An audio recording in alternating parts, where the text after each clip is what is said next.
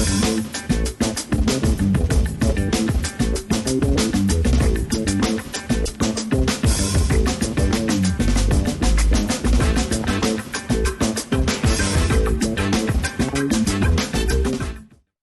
and welcome to Voice of Enablement by GTM Buddy, an interview series focusing on the key issues affecting the enablement community today. It's a tough market right now. Organizations are cutting staff, pausing investments into their go-to-marketing departments. How do you make a compelling case for the value of enablement in this unpredictable economy is a core question that we are seeking to answer. Our guest today is Krati Seth. She has over a decade of experience into B2B sales, started off her journey into sales and then transforming into sales enablement. Krati is currently leading global sales enablement at Whatfix. Welcome, Krati.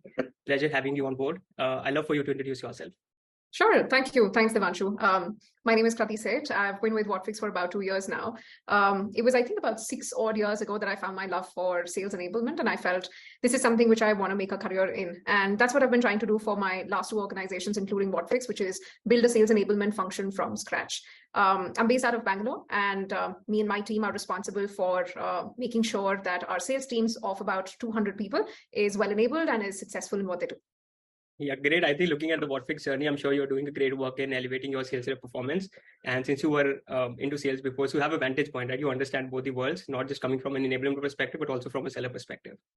Yeah, that's true. That helps a lot to get more perspective, where you have to put yourself in their shoes and understand what they're going through. So for sure, that helps. Yeah, great. All right, Krati, again, pleasure having you. So let's kickstart this. Sure. Again, I speak to tons of enablement leaders, practitioners every day, and I think this is a core question everybody's seeking to get answers of, especially in a market like India where the enablement is not very mature. So, so how do you elevate the role of sales enablement with the C-suite when many support functions are being cut? I think the first thing that we need to do as enablers is not just change others' mindset, but our own mindset as well, that we're not really a support function. The moment you change that mindset of, hey, we are a support function and all other companies are cutting support functions, what's going to happen? I think the root cause itself will be eradicated, right? So the first thing that I would suggest is don't consider yourself as a support function. Don't think about yourself as a function which is just supporting the sales team, but also think about what's the impact that you can create.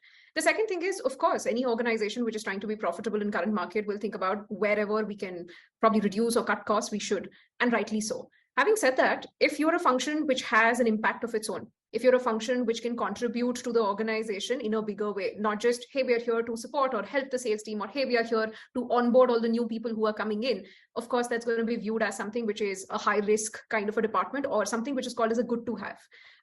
So that's the mindset that we need to change. What is enablement role? What is enablement's role when it comes to making sure that you are recognized in front of the C-suite?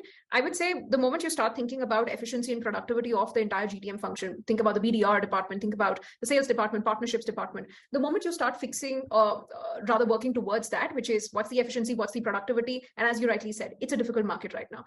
Every organization is trying to increase their efficiency in whichever possible way. And I think enablement can do wonders when it comes to improving the productivity of their employees. So that's something which we as enablers should certainly focus on.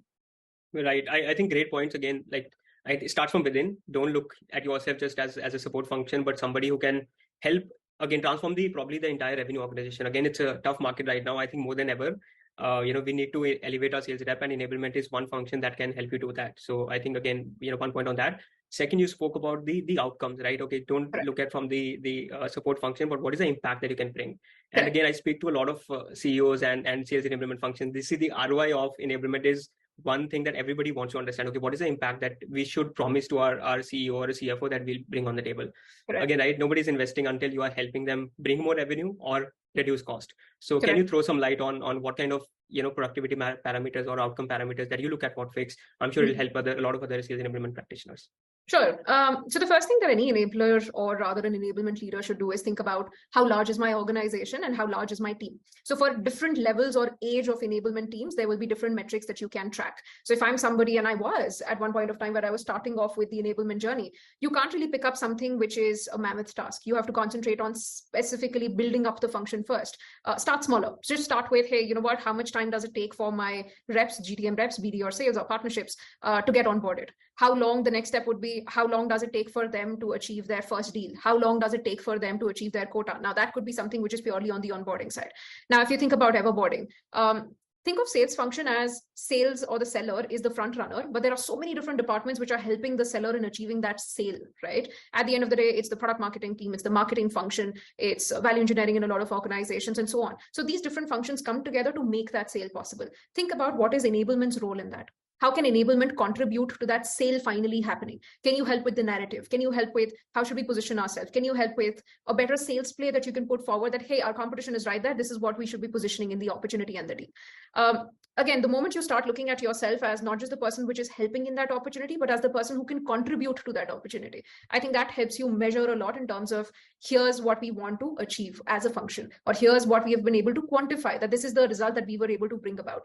So completely depends on the age of the enablement function as well, which is where do you stand, how large is the team that you are supporting, and how many people do you have in your enablement function as well. So start with something small, measuring the onboarding function, for example, and go towards something big, which is how much revenue were you able to impact, or how much were you able to upskill your sellers? If they were at a 6 on 10 earlier, where do they stand today? Are they standing at a 9 on 10? Have we as an organization or as a function improved in terms of our win rates? Have you been doing well when it comes to, say, competition? Whenever we are faced with them, are we having a better win rate against that? So on and so forth. So completely customized, of course, according to what's your company's objective or what is it that you're focusing on, but then breaking it down into where you are as an enablement function and how can you contribute.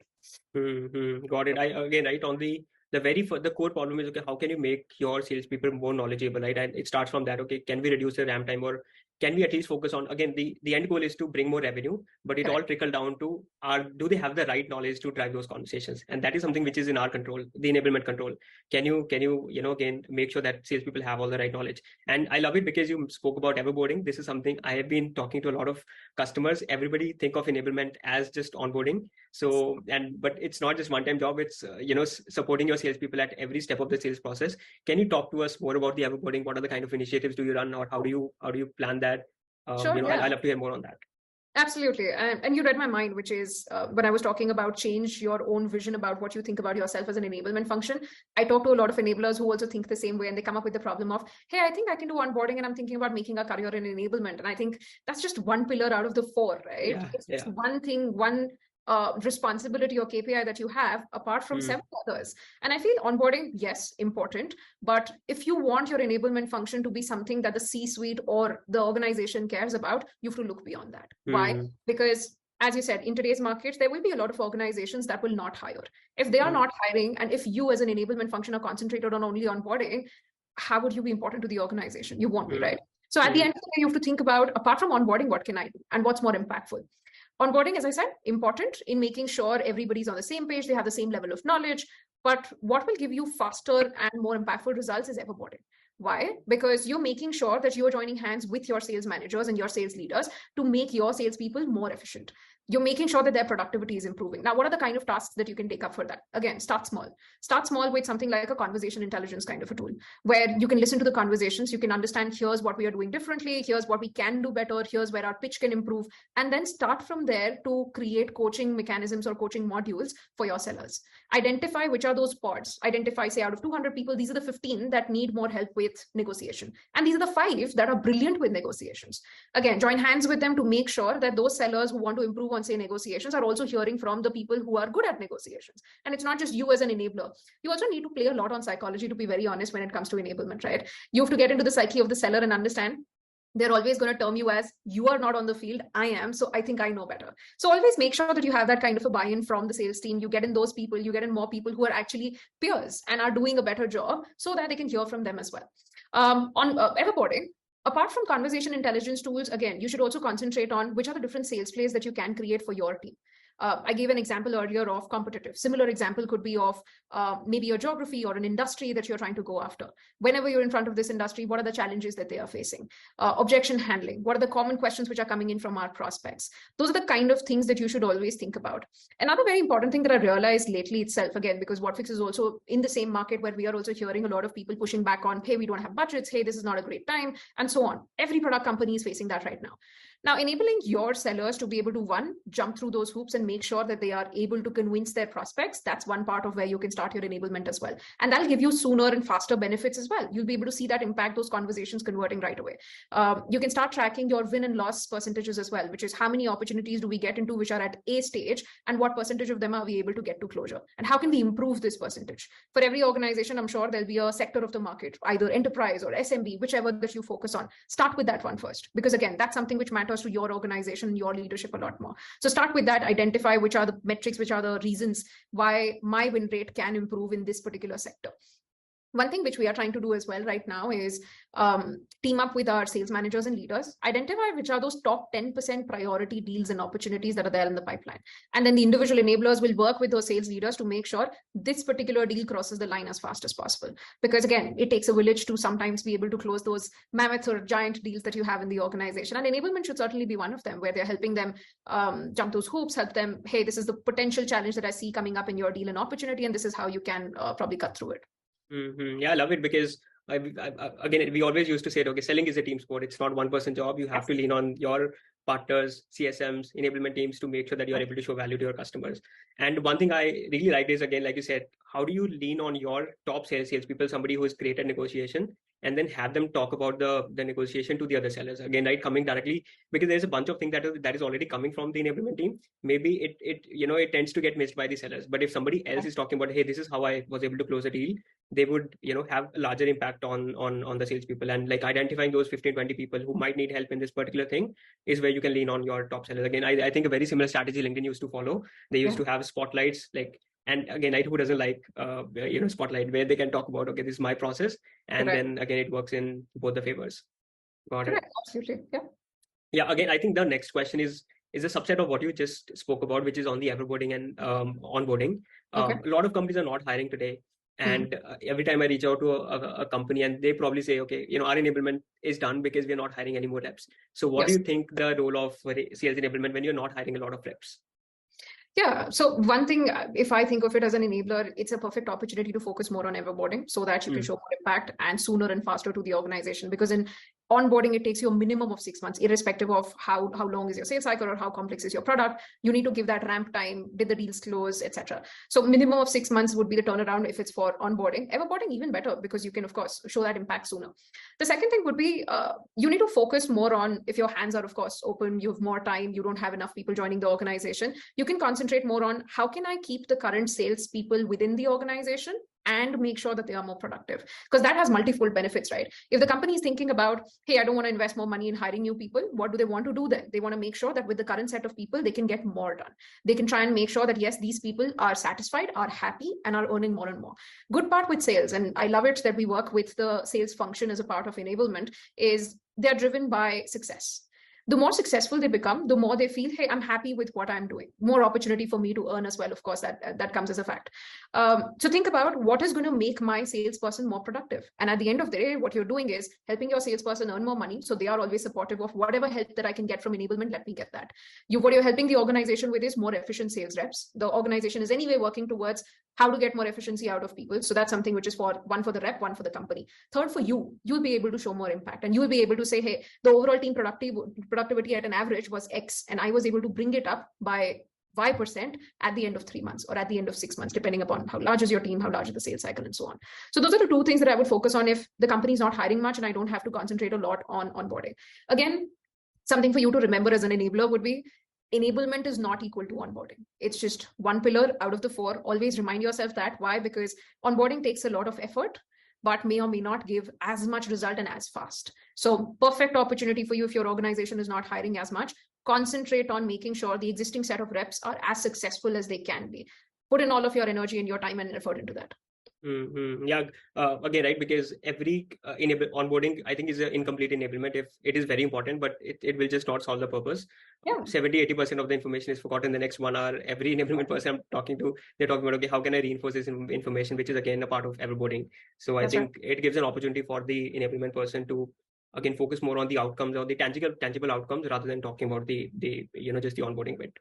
That's right. And we also learned it, I would say, by talking to our customers. So as you already know, Whatfix is in that entire space where We help organizations in retention of information. That's what we do as an organization, right? And that's why enablement is one of those customer sect for us that we focus on a lot. And whenever we talk to enablers, the same challenge comes up, which is, yes, we did, and we spent a lot of time in onboarding, but then at the end of the day, my reps don't remember as much. So again, you can concentrate more on how do you refresh this information for them, and maybe rethink about your ways of onboarding.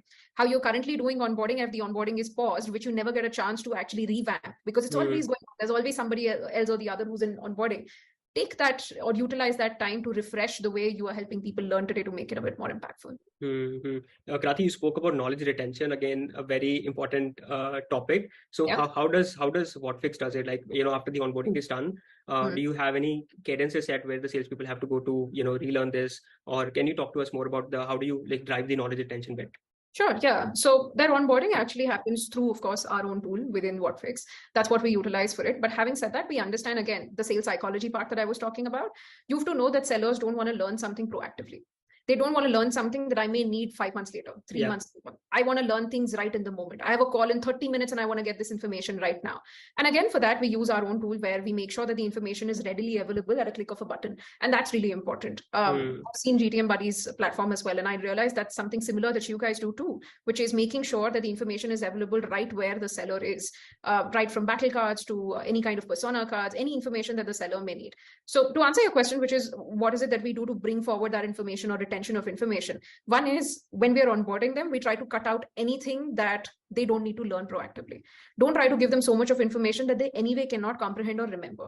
Second thing which we do very importantly is, and a lot of organizations do, is a 30, 60, 90-day plan. Within the first 30 days, tell them everything which is a must-know information. In the 60 and 90 days, while they have already gotten their accounts, they are on the field, they are also listening to their prospects and having those conversations, give them those bits of information which are important for them to take these conversations with their prospects forward. In the 60, 90-day part, usually sellers are not closing deals. They are still creating their pipeline. So what is it that will help them create that pipeline? So give them things which are relevant for what they are doing now, instead of telling them things that they will need in the future. And then, of course, on a quarterly basis, there's some kind of a refresh of knowledge is also important. I may not be selling a part of my product. That doesn't mean it's not important for me to know about that product. So every 6 months, have some kind of a cadence of sorts through whichever LMS or any other tool that you guys have to make sure that the information, at least the product side of information, is something which is refreshed so that everybody remembers exactly what I have to go out, talk about, and so on. But yeah, key takeaway that I would want everyone who's listening to this to have is don't give proactive information to sellers. You're wasting time on it. Always think about how can I, in the flow of work, give that information to my seller. That's going to be most important. Yeah, great point, Krati. Again, you might give them a lot of information, but they will just not go through it because they know they don't need it. Just before the call, they'll say, okay, I have a call with this prospect. Now I need to know how we are different from our competition or what is something that I can pitch. So I think in the flow enablement is something like, no matter how great the pages are or how easy to learn all of that is, but they will just not learn it. And I myself being a seller is guilty of that. So I think in the flow enablement is something that, again, that can produce more value and you are able to, again, teach your sellers more than sending proactive courses. And this is not just what we are saying. At the end of the day, the entire industry has moved towards in-the-moment learning for that same reason. Everyone talks about bite-sized learning. L&D professionals talk about it for that same reason, because the retention of information is so hard right now. You'll invest a lot of time and effort, but it'll all go to waste if in case you're not sharing the right information at the right time. Yeah. I think great points for every sales enablement practitioner. One last question, Krati. I know we are in a world where I think every deal must be won, but again, this is something that we spoke about. Probably that is the end goal, but then we have to, take smaller steps. So how can enablement teams up-level rep skills and make them more effective? Sure. Couple of ways, actually. So the first is always remember you and the sales leaders and the sales managers are working towards the same goal. Let's not try to think, hey, I'm the person who's taking this forward and I'm the person who's going to close this as well, or who's going to make sure all the impact is done.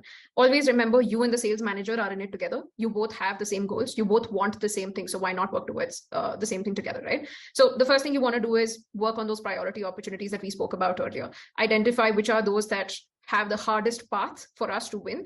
Leave the easiest ones, of course, behind so that the seller can continue to focus on those. The second thing that you can do is, and this may be slightly different from what I just mentioned, is all the top deals get all kind of attention. The leadership is looking at it, finance is looking at it, legal team is looking at it, everyone's looking at it and commenting and helping you with all the resources possible. And by design, sales managers and leaders have to constantly concentrate or prioritize, let's call it, on what is now. What can I close this month? What can I close this quarter? Depending upon whichever kind of sales process companies are following. They're always focused on what can I do now, with little focus, or let's say it gets sidelined what are we going to close next quarter, or what are we going to close next month?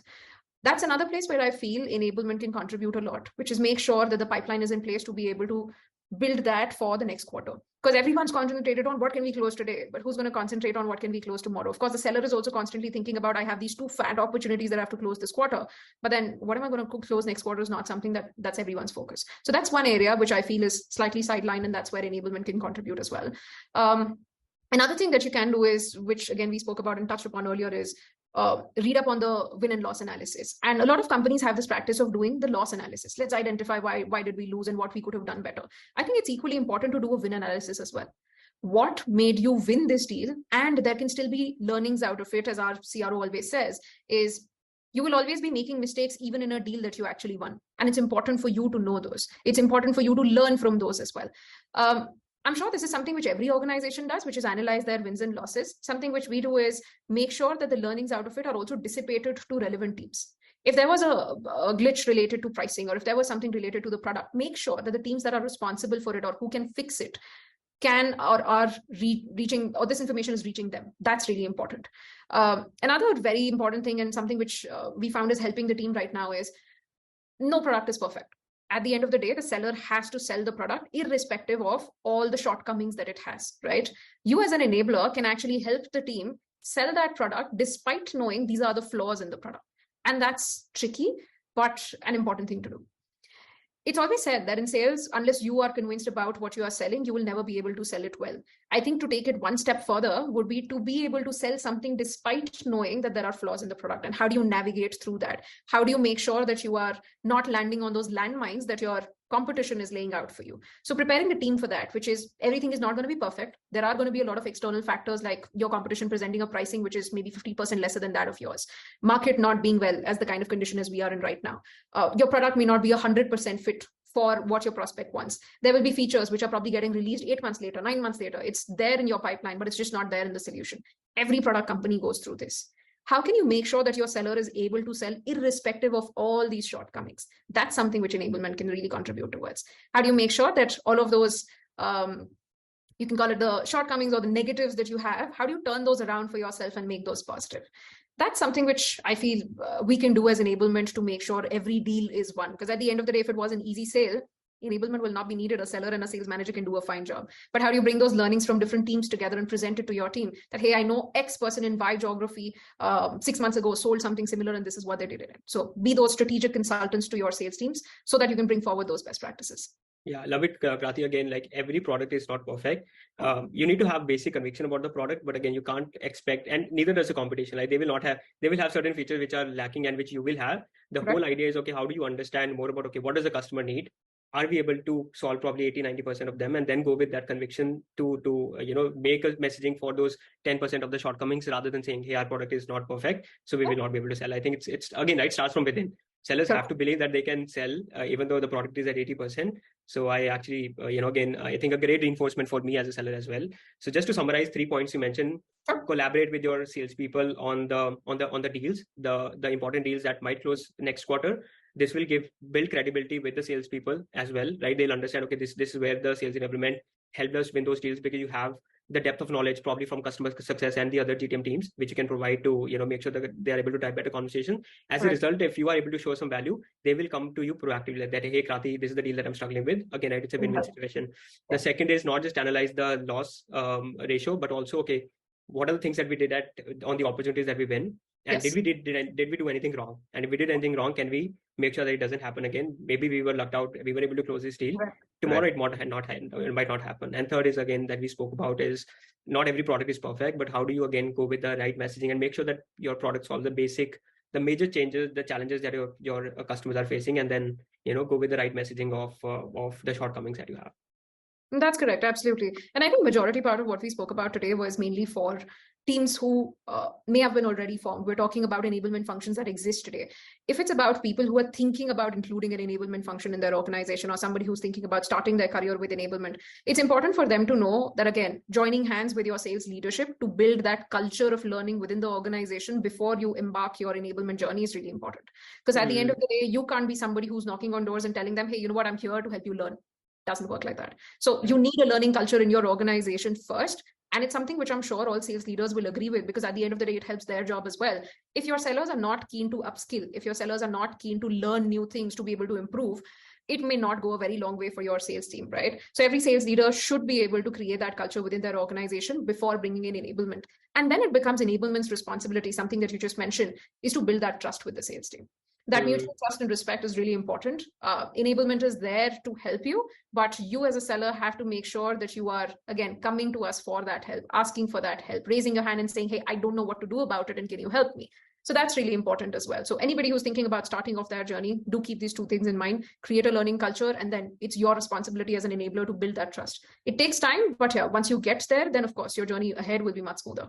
Yeah, I took a great point on always be learning. This is something I believe in. I think you started off with Satya Nadella's talking about that. Okay, there are some people who will say, okay, I know everything, but then there are learners. And I've seen in my journey, like, and the people who have the zeal to unlearn a lot of stuff, again, times are changing, and then, learn everything, they always end up doing better. And so yeah, like totally resonate with that message. Cool. I think that brings us to the end of the show. It was such an insightful session. Krati, you have so much knowledge that you could share with the other practitioners. I'm sure a lot of other, once we publish this, we'll come back to you, might have a lot of questions. But again, thank you so much for coming on the show and sharing your journey and nuggets about sales enablement. Thank you. Thank you so much for hosting me, Devanshu. Great chatting with you.